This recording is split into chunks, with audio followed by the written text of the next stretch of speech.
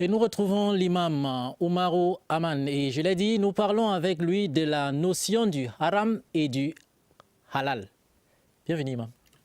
Merci Toby. Vous avez parcouru un long chemin pour arriver ici, Bonabéli, jusqu'ici. Oui. Bon, aujourd'hui c'est dimanche, les embouteillages, c'est pas... C'est vrai aussi, c'est vrai aussi. Alors, imam, haram, halal. Commençons par haram. C'est quoi? Haram... Parce que la plupart du temps, quand on a envie de faire quelque chose, un musulman sera toujours à côté, il va vous dire, c'est haram. Ça veut dire quoi? Non, haram, c'est tout ce qui n'est pas permis. Tout ce qui est interdit par Dieu dans le Saint-Coran est haram. C'est-à-dire, haram signifie interdit. Même si, en suivant, en langue arabe, haram peut prendre aussi le mot sacré. Mais ça revient à la même chose, synonyme. Parce que quand on dit sacré, par exemple, on dit mon harem est sacré. Ça veut dire la maison où habitent mes femmes, c'est sacré, c'est-à-dire c'est interdit. Ça veut dire on a par exemple la mosquée haram de la Mecque, la Kaaba, qu'on appelle Masjid al-Haram. Donc ça veut dire c'est interdit aux polythéistes et aux non-musulmans. C'est un endroit interdit pour ces gens-là. Donc haram peut tout simplement signifier tout ce que Allah a interdit. Et qui n'est pas bien. Oui, et halal? Et halal, c'est ce qui est donc licite. Tout ce qui est légal, qui est permis, c'est ce qu'on appelle halal. Et pourquoi, quand on vit au quotidien, on a l'impression que chez le musulman, tout est haram?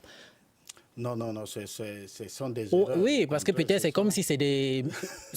Au-delà de ce que le Coran, c'est comme si les communautés ajoutent... Non, vous voyez, le Coran, c'est un livre, j'ai toujours dit, c'est un livre vivant. Ce n'est pas un livre statique qui ne bouge pas, un livre qu'on a déjà étudié, qu'on a déjà compris, non. Le Coran, ce n'est pas ça. Vous voyez, même dans ce verset où Dieu interdit certains aliments, où il dit, voilà, je vous interdis la viande étouffée, je vous interdis la consommation du sang, je vous interdis. Vous voyez ce qu'il dit à la fin. À la fin, il dit, mais si vous êtes en difficulté, mangez. Je ne sais pas si vous comprenez, c'est-à-dire l'interdiction est catégorique. C'est-à-dire, je vous interdis la viande du porc. Mais à la fin, il dit, lorsque vous êtes en difficulté, mangez. La difficulté maintenant, c'est qui? Ça dépend de moi. C'est moi qui ressens ma difficulté à moi. Peut-être toi, tu peux supporter 2 jours sans manger. Moi, je ne peux pas supporter 1 heure du temps. Donc, ne t'étonne pas de voir un musulman se taper la viande du porc. Tu dis, ah, haram, comme tu disais tout à l'heure. Oui. Oh, lui, c'est lui qui sait ce qu'il ressent. Il n'y a pas moyen. S'il ne mange pas, il va mourir. Il mange la viande du porc. Mais pourquoi donc dire haram? Haram, c'est interdit. La viande du porc est interdite.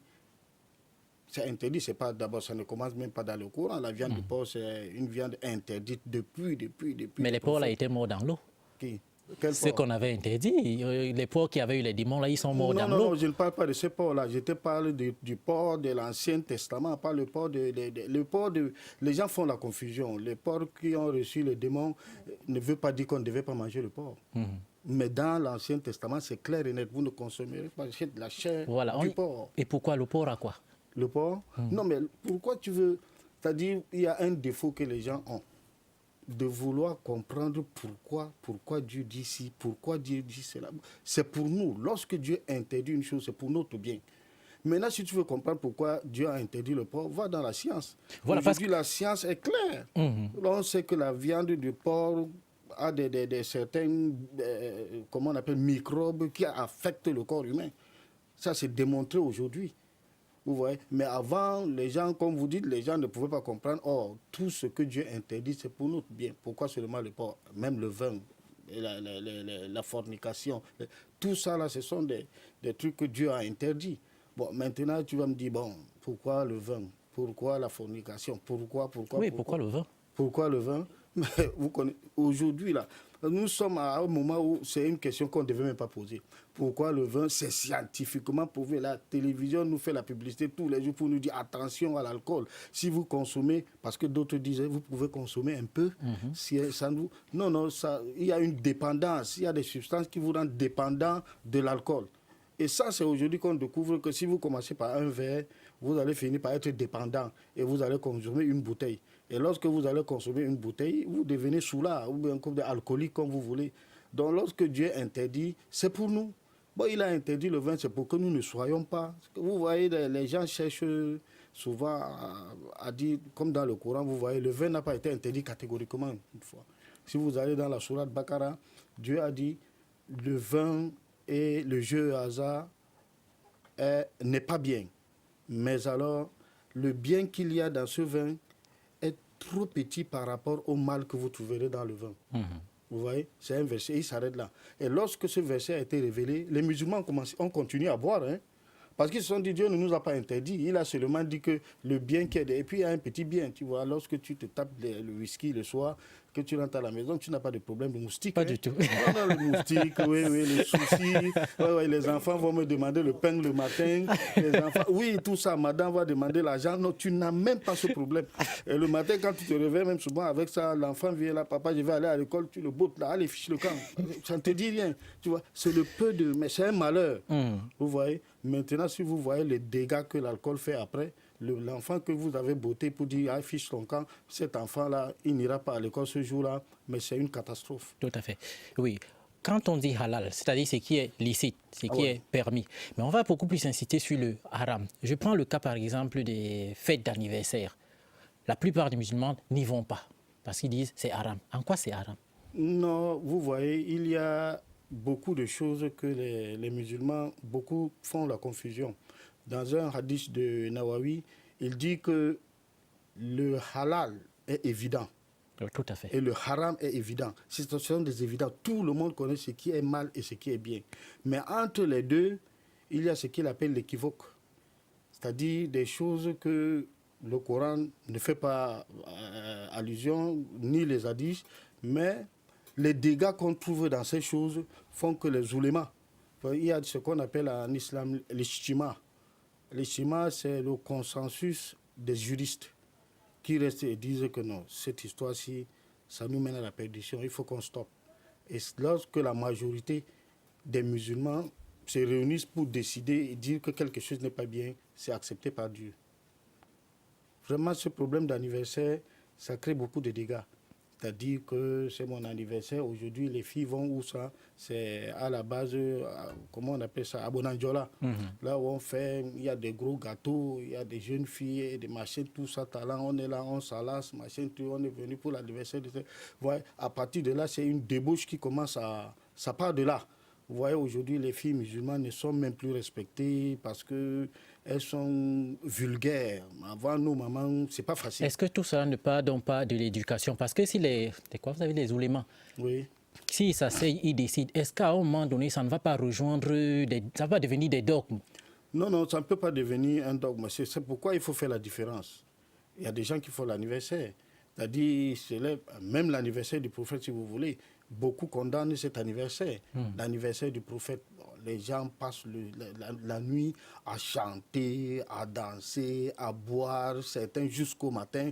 Vous voyez, mais où est-ce que vous avez vu? Est-ce que le prophète a fêté son anniversaire? Est-ce que ses compagnons ont fêté? Est-ce que ceux qui ont suivi les premières générations des musulmans, les 200 ans après la mort du prophète, et qui a eu anniversaire du prophète? Il n'y en a pas.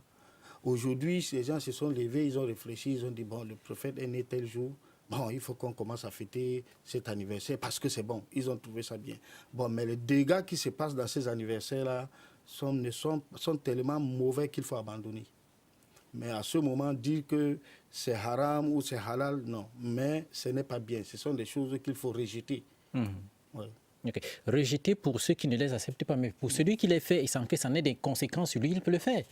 Non, il n'y a pas de problème. Vous pouvez passer le jour de l'anniversaire du prophète, vous pouvez jeûner. Vous savez que le prophète dit aujourd'hui, je jeûne pour avoir une bénédiction parce que c'est ce que le prophète lui-même il a fait le jour de son anniversaire.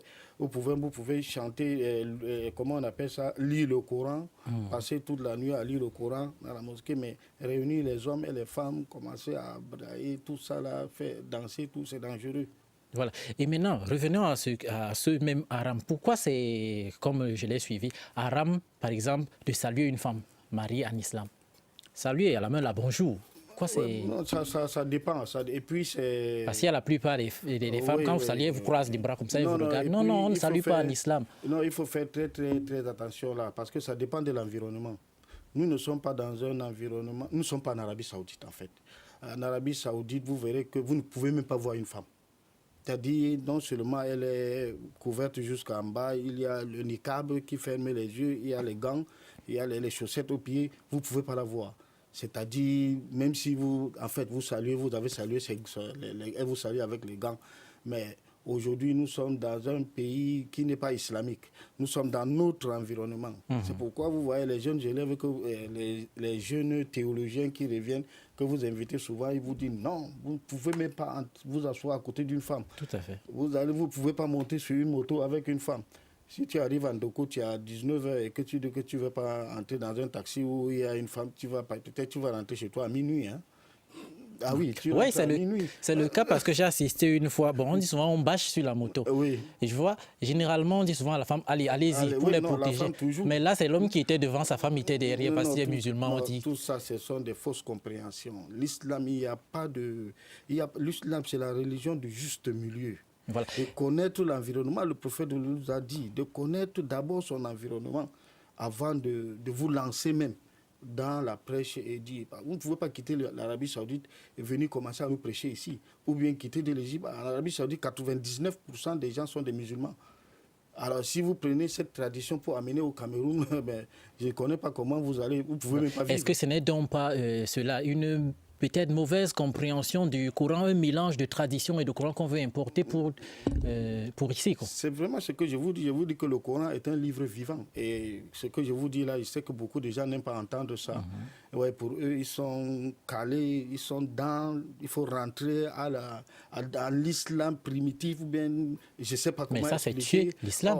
N'aime pas tuer l'islam, c'est de l'ignorance, pure et simple. Parce que dire que je maîtrise le Coran, ça veut dire que le Coran s'arrête quelque part. C'est-à-dire, le prophète nous a dit, c'est un livre qui vous mènera jusqu'à la fin des temps. Maintenant, si vous connaissez ce qui va arriver peut-être à l'an 3000, je ne sais pas, vous êtes magicien. Or, le Dieu nous dit, ça se trouve dans le Coran, ce qui va arriver à l'an 3000. Mais si vous dites maîtriser, donc vous connaissez ce qui va arriver à l'an 3000. Non. Pensez ça, c'est pas ça. Le Coran s'adapte à toutes les situations.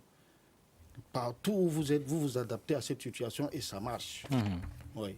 Ok, d'accord. Alors, Imam, vous avez dit le haram et le halal, c'est évident. Oui, c'est évident. Pour ceux qui ne le connaissent pas, parce qu'il y a plusieurs chrétiens non musulmans qui ne le connaissent pas, et il y a même certains musulmans qui ne connaissent véritablement pas qu'est-ce qui est vraiment haram. Oui. Comment faire pour mieux le maîtriser? Non, mais il faut apprendre. Il faut apprendre beaucoup et il faut méditer. Surtout venir, parce que par exemple, le ramadan arrive. Moi, je prêche pendant le mois de ramadan. Il faudra que vous m'assistez peut-être un peu. Tout à fait. De 16h à 17h à la mosquée tout le temps. C'est pour essayer d'amener les gens à comprendre vraiment cet islam-là. Les gens n'ont pas compris leur propre religion. Ils n'ont pas compris. Vous voyez, quand je vais, par exemple, chez un frère chrétien, il me présente la viande, le poulet. Et quand je commence à manger, les amis qui sont là disent, mais qu'est-ce que tu fais là? Ça n'a pas été égorgé par un musulman. Je lui dis, mais ça, reste là, attends, on va s'expliquer après. Il fini de manger, puis il dit, mais ça c'est la catastrophe. Je lui dis, non. Dieu a dit dans le Saint-Coran, et noir sur blanc, que vous pouvez manger la nourriture des chrétiens. Maintenant, il y a ceux qui entrent dans les débats. Il dit non, ce n'est pas des bons chrétiens, ou bien ce n'est même pas un chrétien. Non, il mange, j'ai trouvé chez lui, il a préparé le porc, alors que la Bible a interdit le porc.